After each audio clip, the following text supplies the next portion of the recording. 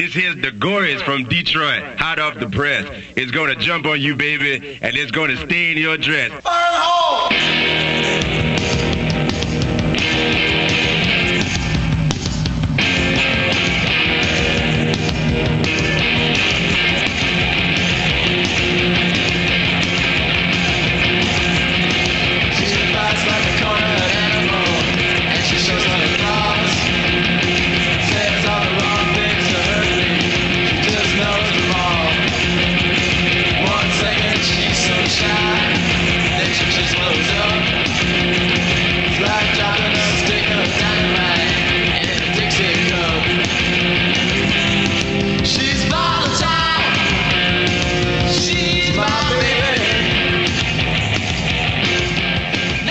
So left field, so unexpected. There's almost no comparison. Just some crude, primitive rock and roll that could have been recorded in like 1951 or 1967 or, you know, whatever. You don't know. And that's what the Gories were. I thought they're probably the most interesting, actually horrible bands I'd ever seen. I'm going, what the heck? These guys are awful. It sounds like a drunk frat band like 1966 or something. It started off as three friends that really wanted to do something and really liked each other and had a lot in common.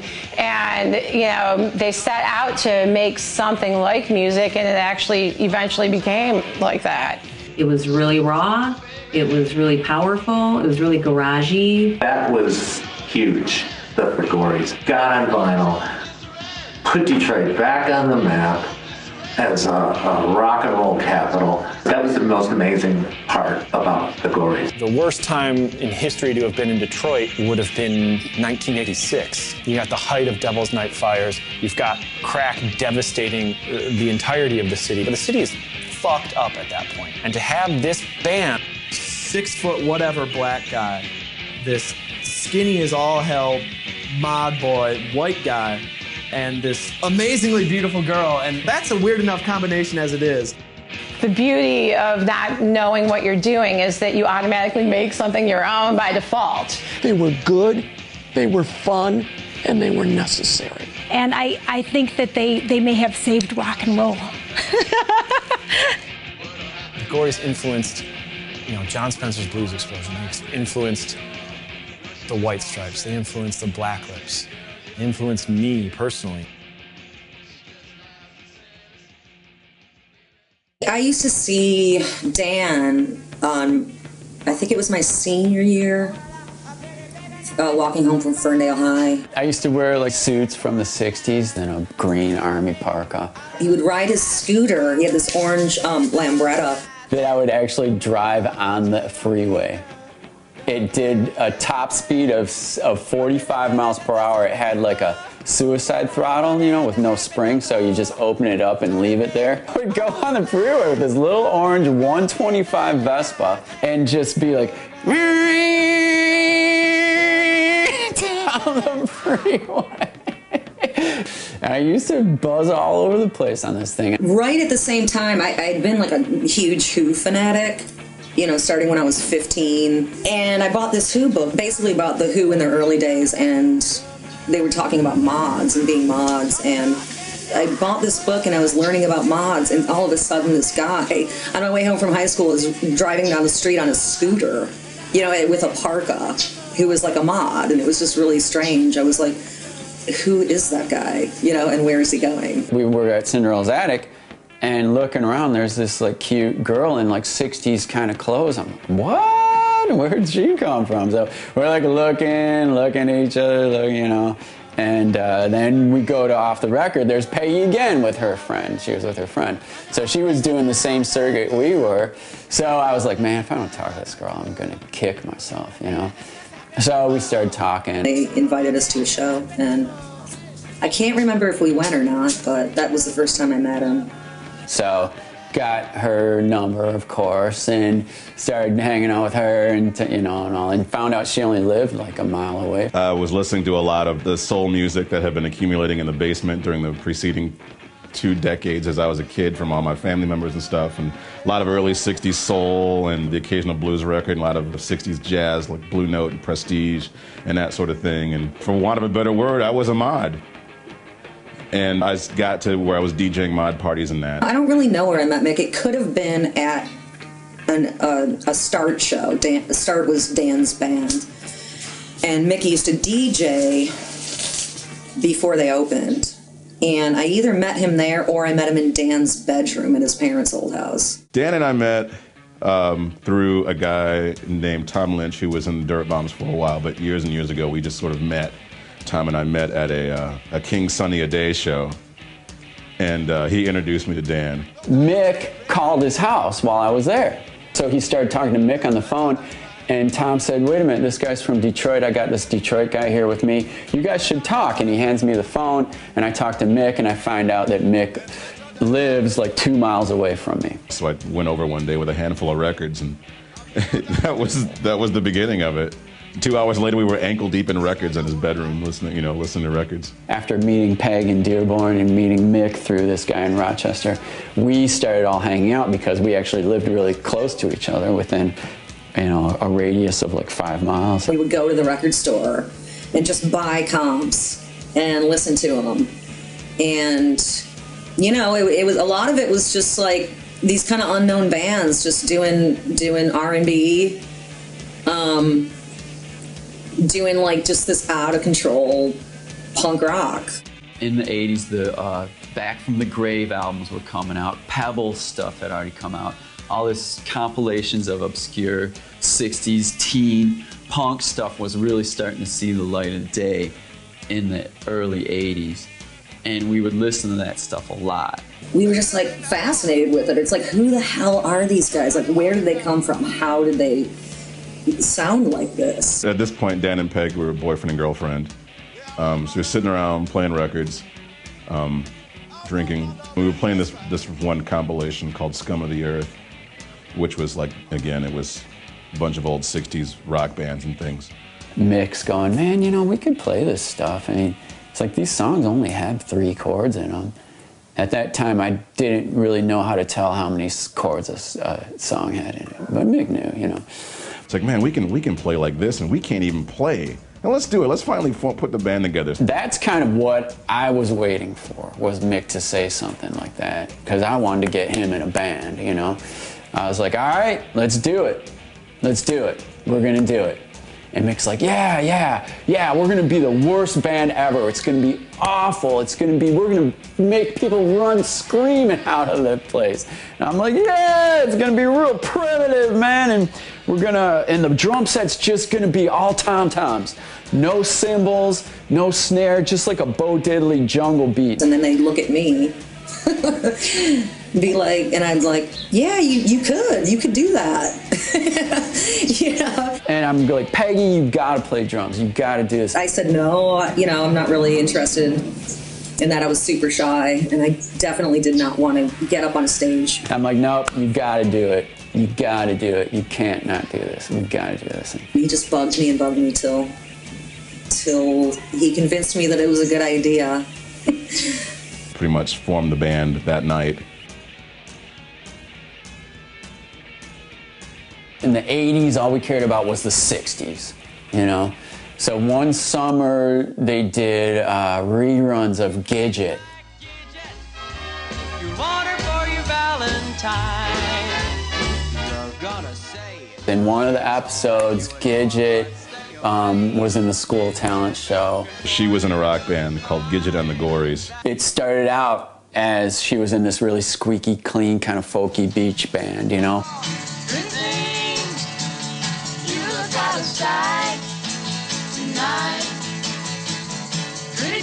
One of the guys in the band said, we need a gimmick.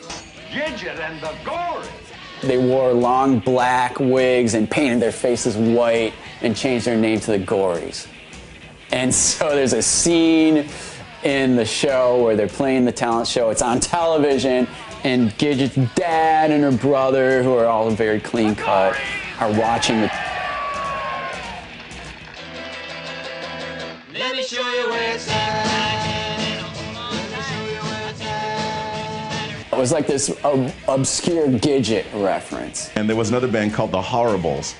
That was the Horribles. And I always liked the Horribles. I thought the Horribles was the greatest band name ever. And it totally fit us because we were horrible. I always wanted to be called the Horribles. 2 weeks later, we had our first practice. I took Peggy and Mick over to the Onset's practice space, unbeknownst to them. Of course, I didn't like ask them if we could like use their stuff or anything. I was just like, you know, we decided that we were going to do the Gories and this was going to be our first practice. For a while, I used our friend Jerry Bartarian's drum set.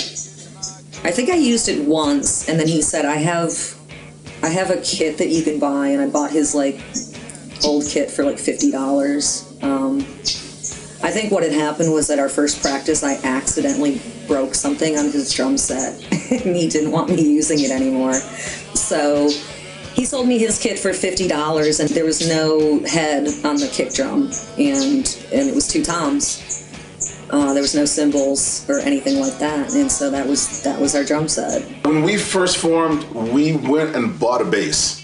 We bought this really cool-looking short-scale K semi-hollow bass for $75, and at our first rehearsal, I actually played the bass for a while, and then what would happen is we'd get to a solo, and Danny couldn't do it. He could play the chords, but he couldn't play any like the single note runs. Because I had been a singer before, I wasn't a guitar player really. And Mick, for some reason, he could just pick up a guitar and start playing leads. It was crude, but it worked. We said, well, why don't we try this? Why don't you play the chords and I'll play the single notes? And that turned out to be what happened, and we just ditched the bass altogether. And Peggy was real reluctant to play the drums because she didn't, you know, she had never played anything before. I don't know if I ever did learn how to play the drums. Mick taught me, you know, a few basic beats, and it never really evolved from there. You know, there was a point where he would try to get me to do little drum rolls and things like that, and I just didn't even want to. so it just ended up being, you know, these really basic beats. So our first practice, we already had a couple original songs, and we played them, and it sounded like hell, but we loved it, you know, and we just started getting up on stage. And there was a community concert series at that time in the mid-'80s. This was January of '86 when we first started the Gories. And at that time, Rob Tyner was running this community concert series that was at St. Andrew's Church on the Wayne State campus. It was like every Friday night, and this would go on from like 8 to 2 in the morning or something. And we had to sit through all these Cast Corridor hippie bands, and we'd have to sit through Rob Tyner playing the auto harp. He did a 2-hour set of songs about Vietnam veterans. And to us, it was just mind-roastingly boring, you know, and we'd just be falling asleep. And then I got really, really drunk and had to go on stage. We used to drink Thunderbird at that time. Thunderbird ESQ was a real thing. It was purple grape-flavored Thunderbird. Like, I think you drank a whole bottle that night. We used to have a game where it's like, whoever drinks the most Thunderbird gets the bottle. And that night, I remember him getting the bottle. And I had actually taken mushrooms. I thought that was a good idea. Peggy had her 3 drums with no kick drum, just like a totally blank space where the kick drum was. Mick and I had no bass. We absolutely stumbled through the 4 or 5 songs that we had prepared. I'm sure it didn't sound that great. And I'm sure it was really short. This guy Raz was there, and he was really drunk, of course. He was a real comic, and he thought it would be funny to switch the lights, mess with the stage lights when we were playing. It was like flicking the light switch on and off while we were playing, and Peggy's like, "Stop it! Cut it out, man!" And I was on mushrooms, and I have this guy playing with the lights, and I was just like, oh my God. And we were just awful, just terrible, you know, but we had so much attitude, you know. We were like, we're the greatest, fuck you, you know. I remember them coming home and saying, yeah, man, the minute like we hit the first chords, like the whole room cleared. At the very beginning, it was an excuse to get together and drink, really. Then we got to where we was like, oh, we can actually sort of play this song that only has 3 notes in it. And that became really fun. And it really became a matter of just trying to play the music that we wanted to hear, which in the case of the Gories was hard-edged, primitive rhythm and blues. Mick had this idea for this band, and that Dan and Peggy were like, wait a minute, okay?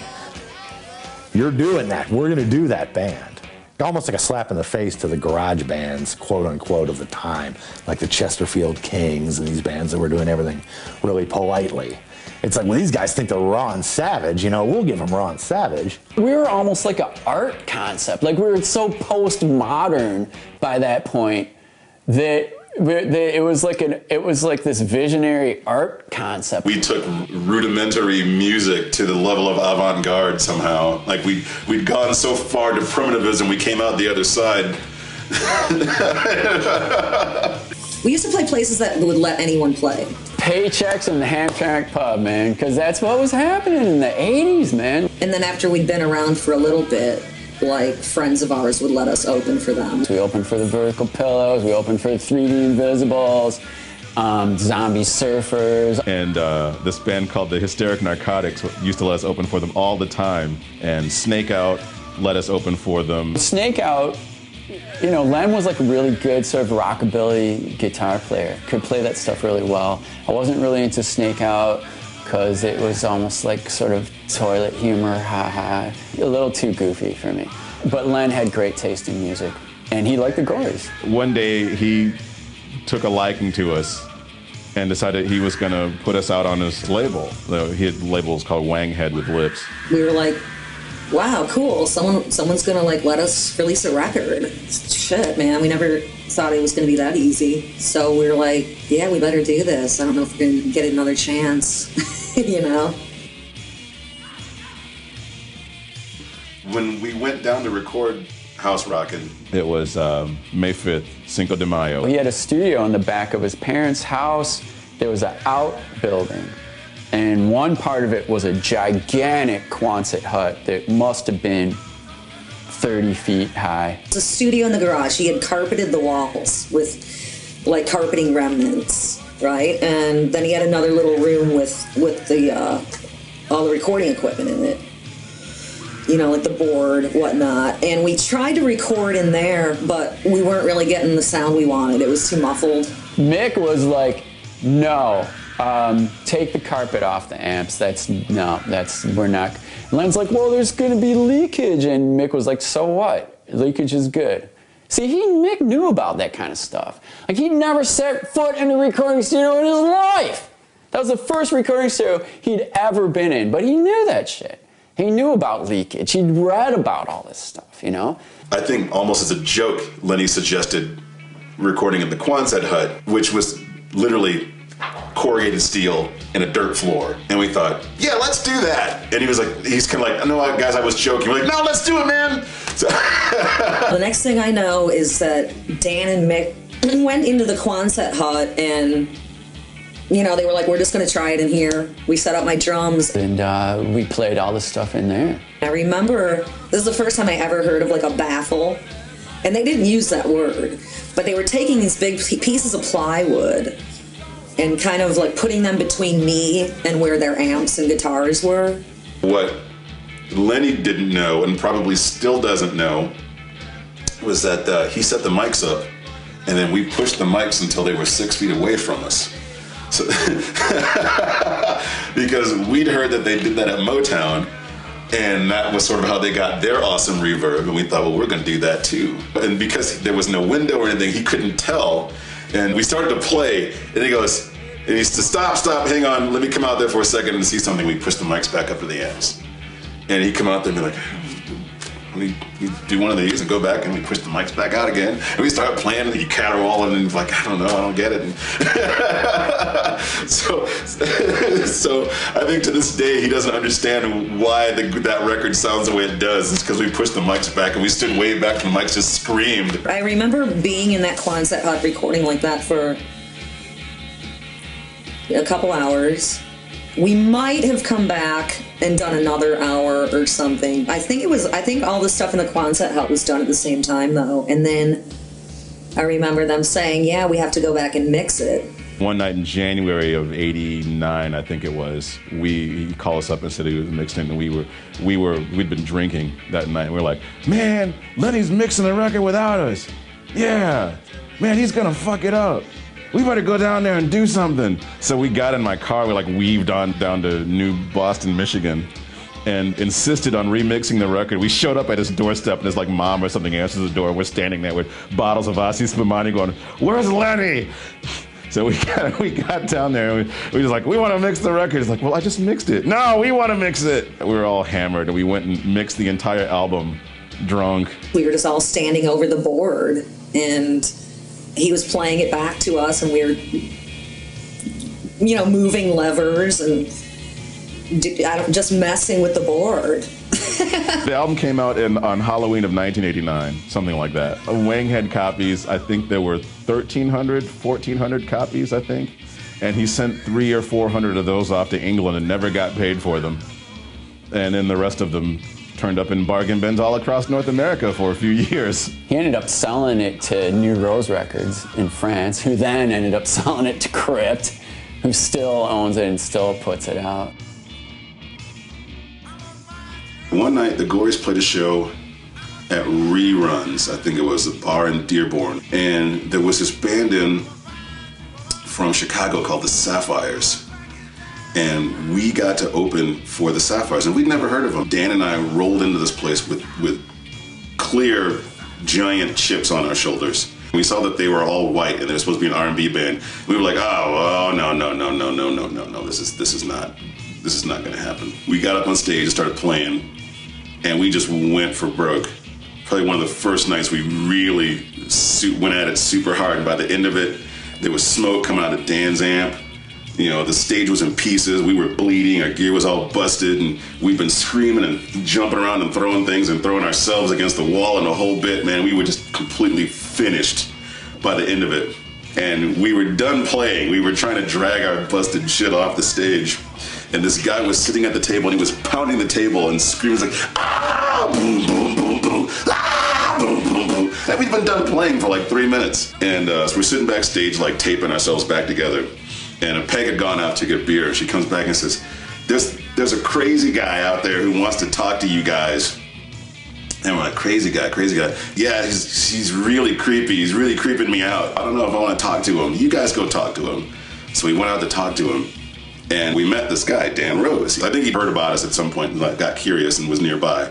So he came out to see us and became an instant fan. From that point on, we saw Dan Rose all the time.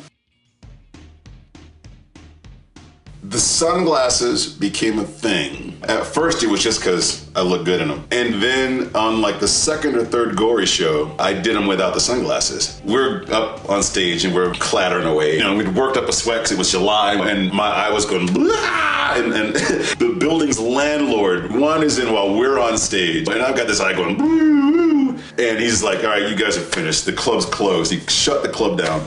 So then it became, well, all right, the world must never know. And so I kept wearing the sunglasses. The Gories, she was supposed to play an album with Destroy All Monsters. The mere fact that the Gories were on the bill was kind of like, okay, the Gories get to play with these guys. They're on par with Ron Ashton, and I thought, oh, this is going to be great. These guys are going to have to acknowledge the Gories, finally. We never got asked to play this club, and it happened to be about half a mile from the apartment I stayed in at the time. And I'd walked over there. I got to, within stone's throw, and I thought, fuck, I forgot my sunglasses. Like, I can't go on stage without my sunglasses. So I walked back home to get the sunglasses. Okay, Mick doesn't show up. The Gories had come play. And then everybody was pissed at me because we were supposed to go on 20 minutes before I got there. It was too late. No chance for the Gories to establish themselves as a legitimate band along with the likes of Ron Ashton and all those guys. We were never asked back to this particular club because we were late and it was my fault. And whatever, I don't care. That was one of the reasons I liked the Gories, because they didn't take themselves seriously. Even though they were a great band, Peggy was the heartbeat of the Gories. You really felt her presence as a drummer. That primitive, like savage drumming. Dan was kind of like in his own world. He was real cool, real mod. And then Mick has this sort of menacing vocals and guitar style. Danny's playing a 1964 Fender Jaguar. No one really dug vintage instruments at that point. So for him to be playing a vintage guitar when everyone else is playing, BC Rich Warlocks, Mick to be playing basically a guitar from a thrift store, a Kent Videocaster, through a Silvertone amp. But they came up with that idea from looking at old pictures members of the Velvet Underground. They looked at Lou Reed and they saw, oh, he's playing a Kent guitar and he's playing a silver tone amp. That's how we should get our guitar sound. I Know You're Fine, But How You're Doing was recorded in Memphis, right? I don't know if it was our first record or a cassette or something, but Dan Rose had played us for Alex Chilton. And Alex flipped out and said, I want to do a record with these guys. I want to produce their next record. Dan Rose was involved with a video shoot at Len's studio. We played a live set.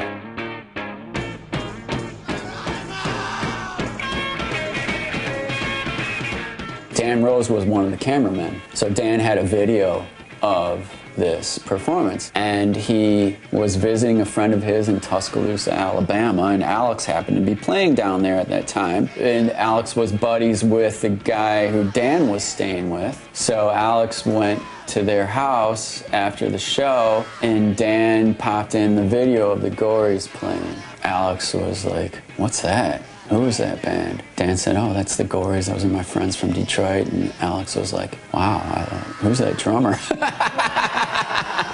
But he was like, I think I could help those guys out. Alex Chilton thought that we were one of the greatest things he'd ever heard. He said, it was so bad, it was brilliant. He said, I really like what you guys are doing. It's kind of like what the Cramps did for rockabilly, you guys are doing for R&B, and I think it's really cool, and I think you guys could do well in Europe. Alex called Patrick Mathey from New Rose Records and said, I have a band that you're going to love, and I want to produce their record, and we're going to release it on New Rose.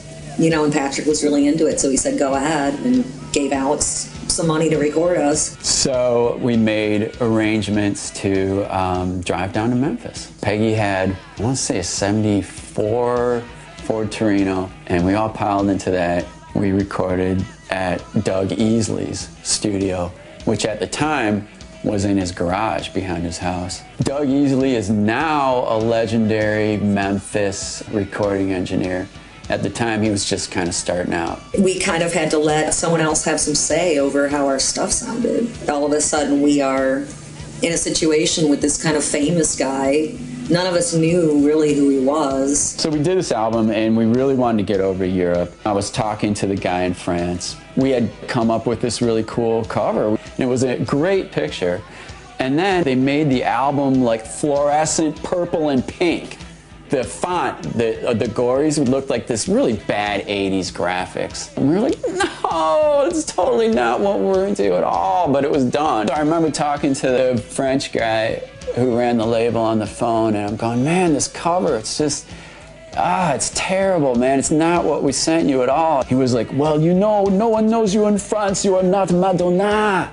We need to make this so it will be marketable in France, you understand, you know. So I was like, well, can you at least get us a tour over there? Can we go tour and this and that? And it just never happened with that guy. We were all, you know, I guess disillusioned, for want of a better word at this point. We sort of broke up. And we got back together again and we did some singles and then we hated each other and we broke up again.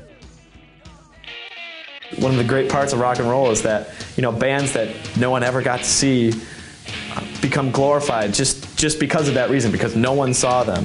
86, all of 86, 87, 88, 89, 90, 91. Okay, 6 solid years we were a band. And we're just playing like Hamtramck Pub and Paychecks over and over and over again.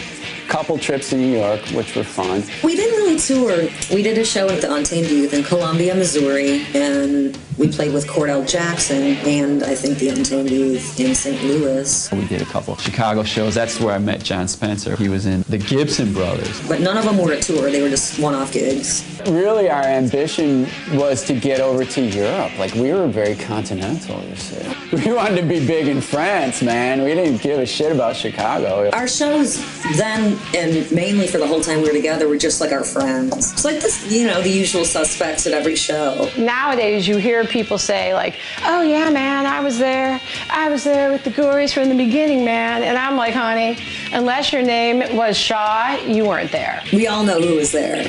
And it happens to me all the time where people were, I used to come and see you all the time. And it's like, no, you didn't. You might have been at 1 or 2 shows, but if you say you were a fan of the Gories and I don't know you, you're lying.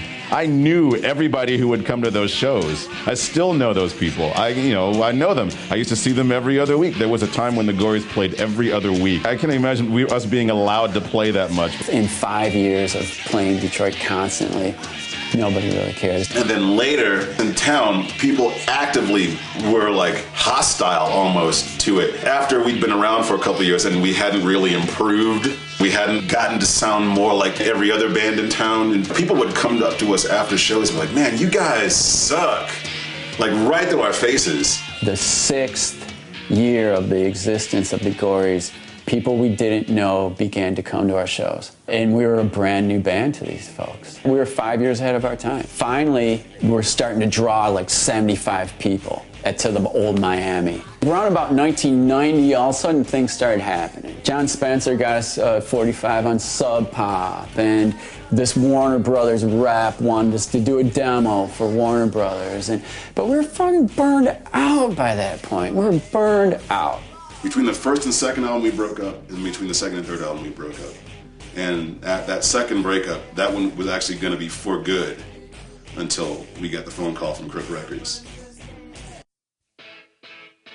I remember when Tim from Kroha Records started releasing, the Back from the Grave comp and garage punk unknowns and stuff like that. And, we were absolutely into those comps and wanted every single one of them.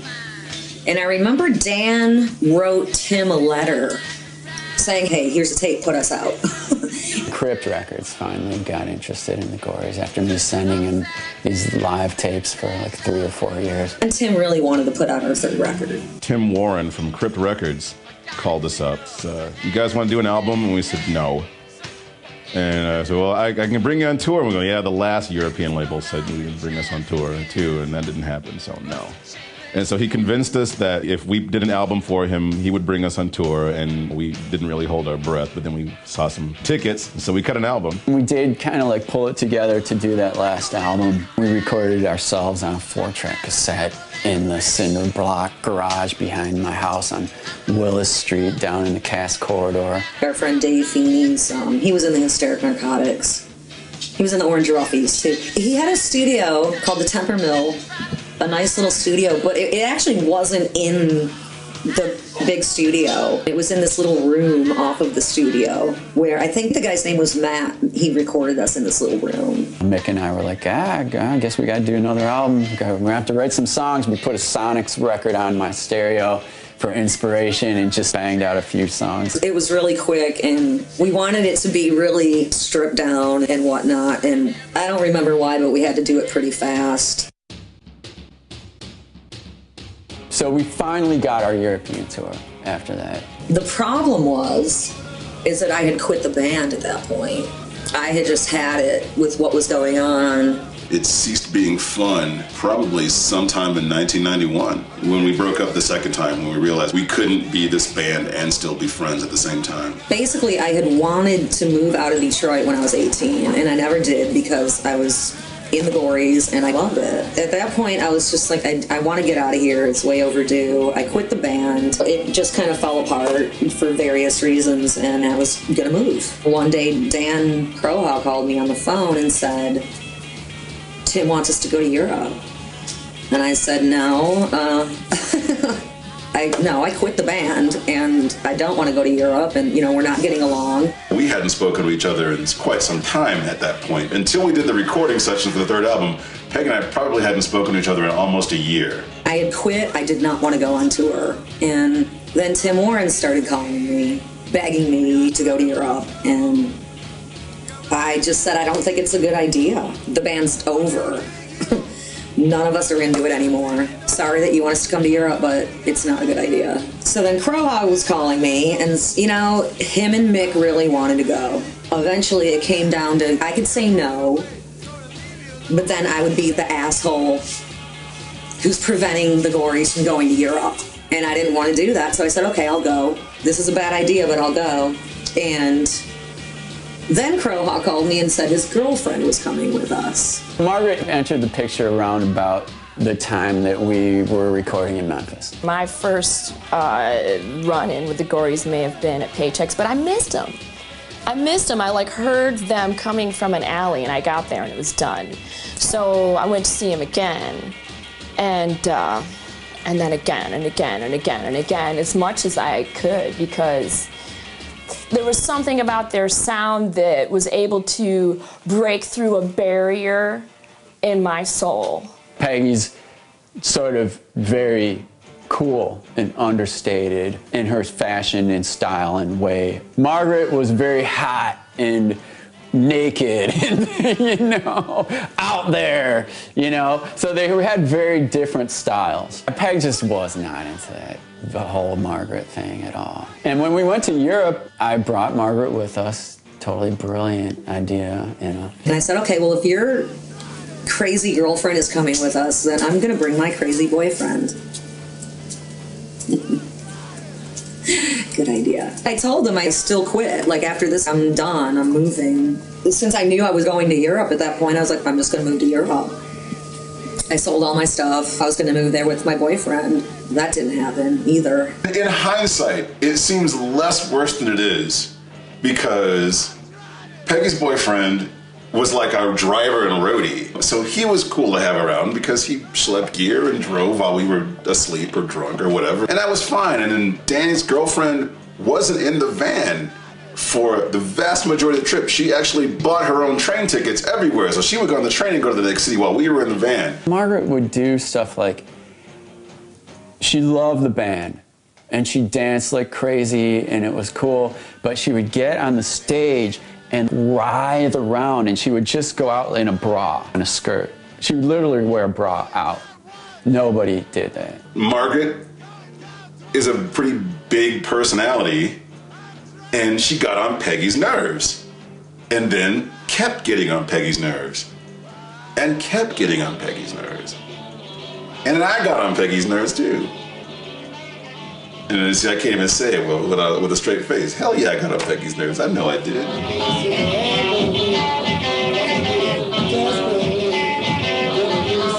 There's some live footage, I guess, of a show we played in Austria. And on the video, we look like we're having a blast. We hadn't spoken to each other all day and didn't speak to each other after the show. We played Rotterdam, and lo and behold, like, people were really excited to see us. And there was like a couple hundred people who had shown up, maybe at least 100, maybe 200, okay, which was a big deal for us, you know? And they're super excited. So we get up on stage and we're playing the show, people are super into it, and the second song, Peggy just starts like putting her feet up on the drums, you know, and just kind of, you know, going like this with the sticks. Finally, she just gets up and walks off the stage. I forget what it's called now. There's a name for when just the everyday acts, the motions of a person drive you nuts. And when you're in a van with somebody, you know, all day, yeah, they start to drive you crazy for no good reason. We'd never toured before. Peg and I were actively needling each other all day long. We just antagonized each other. You can't blame Margaret. You can't blame Danny. You can't blame Peggy. I refuse to be blamed. We just got to the point where we just couldn't stand each other anymore. I think we did end up playing the whole time. There might have been a few shows at the end that... We got home and Mick and I decided we can't go on with Peggy in the band. You know, this isn't gonna work. So we went to Peggy's house. He said, "You're out of the band." And I was like, I already quit. What are you talking about? And they just kind of looked at me, and I said, "Is that all you need?" And they said, "Yeah." And I stood up and I opened the door at my mom's house, and they walked out. And I didn't talk to them for a long time after that. I was like, you know, this isn't working. We just kind of let it go. And that was the end of it. And I was devastated, man, when the Gories ended. I really didn't know what to do. We had one actual last show in New York City in 1993.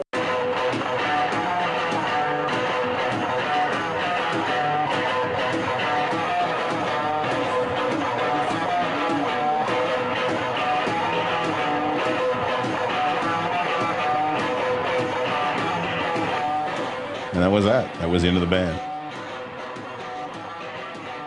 There was a band called the Nervo Beats that used to play with the Gories a lot. So after the Gories broke up, I would jam with the Nervo Beat guys a lot, and that became Rocket 455. 68 Comeback was out of Memphis. I actually went up there to record with them. We had done a show with Jeff Evans' band. We played with them in Chicago years before, and he called me one day and was like, hey, I'm putting this band together. Do you want to come record with us and go on tour and stuff? And I was like, yeah, I'll come out there and record with you guys. It was kind of fun. We did like a couple shows, and then he called me and he said, we're going on tour for 3 months. And I said, I don't really want to tour for 3 months. So I said no. They got Greg Cartwright to do it. I never did anything else with them. I just recorded that one time with them. I've been working at Sara Lee Foods, and they say, listen, we're making the switch to a Unix-based computing system, and we know that you've got Unix experience. You want to head up this change. And I had just gotten the offer to come down to Texas and cut what turned out to be the Blacktop LP. And I thought, if I take the Sara Lee job, it's a really good job,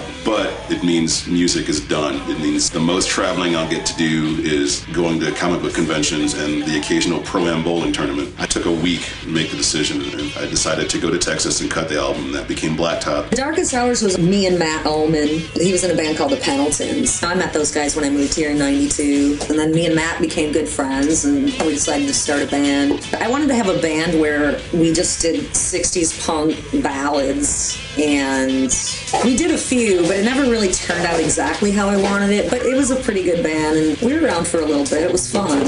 While Rocket 455 was happening, Margaret started getting the idea of this band. She said the name was the Demolition Doll Rods. And I thought the name was just really super hot.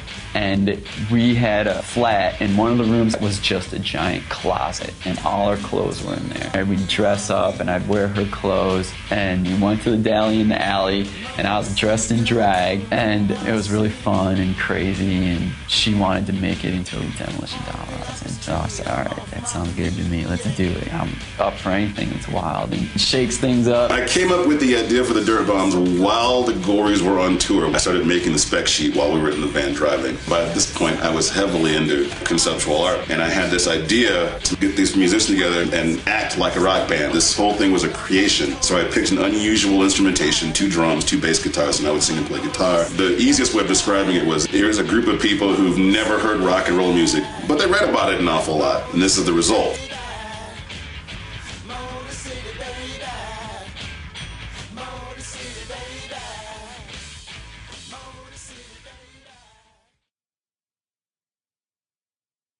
There was never really any reason that people should have heard about us. I mean, we didn't ever tour, really. Sometimes it just takes a while. Crypt kept the albums in print the whole time. I mean, they never stopped printing them. At home, you know, the same 30 people would come out to see us, but in Europe, everybody who saw us went out and formed a band. And I think we got a bunch of fans after we broke up. People just kept discovering the band. Suddenly there was a scene everywhere in the world that playing this music that we had been playing, you know, 5 years prior.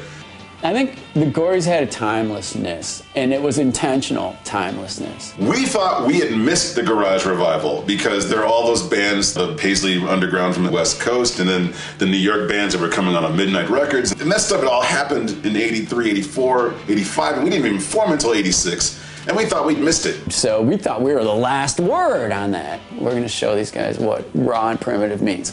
So, you know, lo and behold, it was the beginning of a whole nother concept. We didn't know that anything was going to happen in our wake, especially because we were in the middle of breaking up. So we really didn't, not only would not know, we wouldn't have cared had we known. I didn't talk to Mick definitely from 1992 until probably 2008 or something like that. So flash forward to 2000, and I find out that Peggy is going to marry Dan Rose. Now, Dan Rose and I have had a relationship for this entire time when Peg and I weren't talking, but unbeknownst to me, he had been seeing Peg as they'd moved in together, etc. So they're getting married. We were shooting Dan Rose's movie. He did a movie called Wayne County Ramblin'. They were doing this part, and Peg and I got together at some point in Mississippi where they were shooting a few scenes of this movie. And we hadn't spoken to each other since 1992, and it was like, well, looks like we're going to have to bury the hatchet here And she said, yeah, and then that was kind of that. And we just said, we got to grow up. And we agreed to end the hostilities between us. We had been friends. We just stopped being friends. And I think we both realized that we could be friends again. And she married Dan Rose, who was the crazy guy that had creeped her out, screaming at the table. My Dan and I had moved up here after Katrina and rented an apartment down on West Grand Boulevard, and Kroha lived a couple blocks away. So we started talking a little bit more then. We did get back together for like Goner Fest.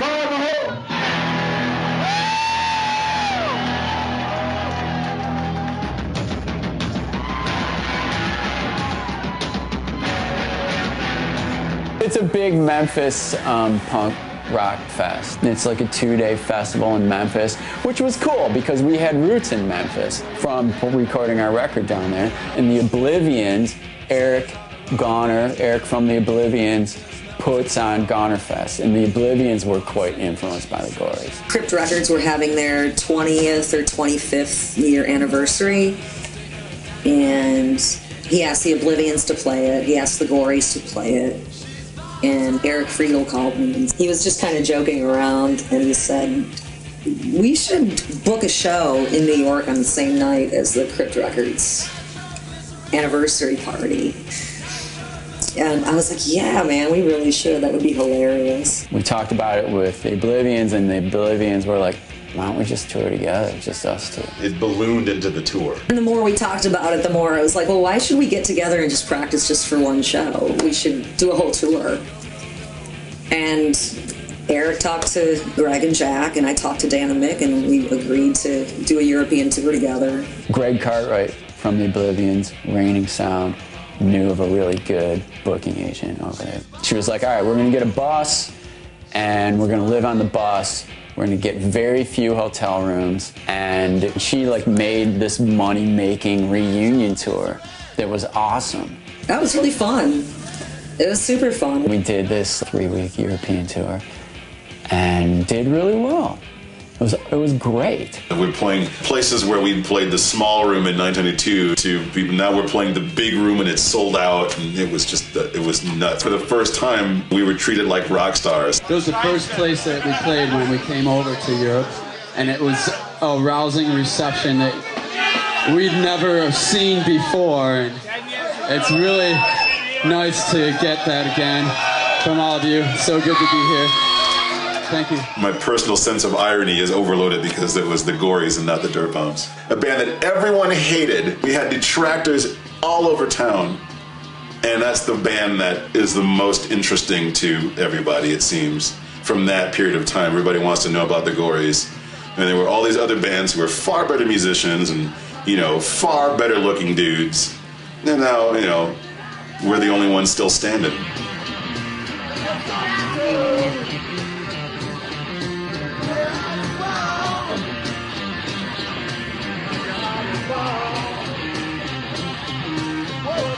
It was good touring with those guys, and audiences were both pretty much the same. We had really good crowds every night. We just had a really good time. It was pretty great. The fans were great, super excited to see us. Almost every show was sold out. It became fun because we were all older now, and there's a lot of water on the bridge, and people were super appreciative of the shows, and we were making a lot of dough. I'm not gonna lie about it, that money was good, and we were all getting along now because we're growing up now. We can get along. I think that's one of the reasons we went on tour with another band, because it was like, well, it's not going to be us alone if we're going to get into a fight or something. I mean, it's kind of like we're with our friends. I mean, we knew those guys already. To me, it kind of seemed like we were finishing the tour that was so disastrous in 1992. Like we finished on a high note instead of screaming in tears like the way it ended in 92.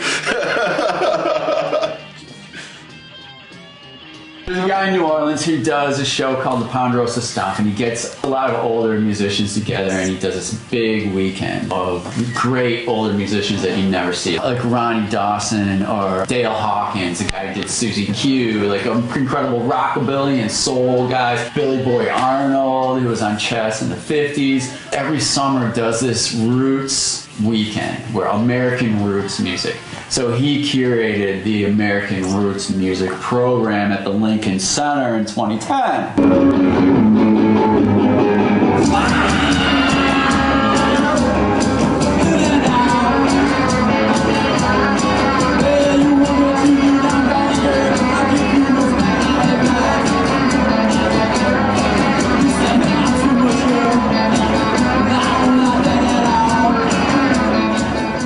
So the Gories played Lincoln Center, and we played this gigantic orchestra-sized band shell. And it's just our little trio on the stage. I felt like an ant, but I was so nervous.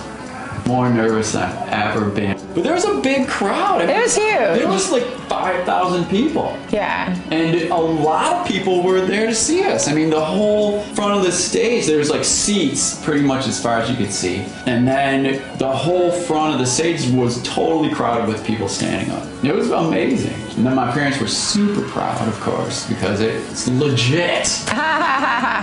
Some crummy dive bar. This is Lincoln Center. Our status is, if something comes up that's good, we do it. Like, we're not looking for stuff. We did a song for the Adult Swim cable channel. They did a compilation, and we wrote a song for that. I met up with Alice at a corner cafe. She said, why don't you and me find some place to play? We don't feel like we have the need to do another album. We would just be trying to make something that sounded like the Gories. There's no reason to do that, really. We said everything we had to say between 1986 and 1992. That was pretty much what we had to say. You know, now we're just doing it for the fun of it and the boatloads of cash. We're supposed to tour in the spring. I don't know if we'll do it forever. I mean, I guess time will tell. Some people really want to be a pop band and get on the radio and sound like what's on the radio. Some people don't. So this is for all you kids that don't. Just do it, but don't do it for the wrong reasons. Just do what you want to do. Follow your heart. It doesn't matter if it's not popular. If you do what you love and it's in your heart, it will find its audience. Don't do it, thinking you're going to make some money. Do it because you're having a great time and you love to do it. I said, considering where I ended up at, my life decisions weren't quite so bad. I'm sure there are things I would have done with regard to how I spent the money. But other than that, I really can't say I regret it. The Gories are the quintessential Detroit band. There's nothing else that's come out of Detroit that has accurately represented the entirety of the city, the entirety of the music that's come from the city before it than the Gories. From 50s blues to 60s R&B to garage music to punk music, the Gories touched on all of that, knowingly or not, and created something that was bigger than the sum of all of those parts, and did it while no one cared and no one was paying attention. Good night, everybody.